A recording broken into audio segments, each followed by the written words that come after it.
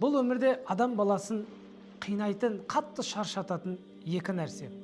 Біріншісі өткенге деген өкініш, екіншісі болашаққа деген қорқыныш.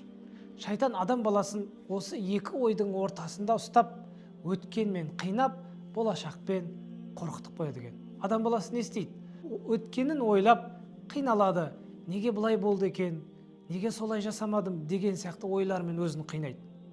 Ал екіншісі болашақта қалай шыдаймын, қалай болмақ, қалай күн көремін деген қорқынышпен өмір сүреді.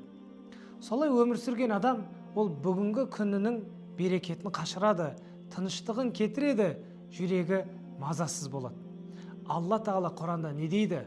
Мұсылман өз құлына сүйінші береді. Раббымыз Алла деп айтқан мұсылманға аспаннан періштелер түсіп, «Әллә тахафу, қорықпаңдар, вәлә тахсану, өкінбеңдер, Алла Тағала сендерге уәде еткен жәннатпен қуаныңдар» дейді. Жүрегінде Раббысы бар адам жалғыз Аллаға ғана тәуекел етіп, еш нәрседен қорықпайды.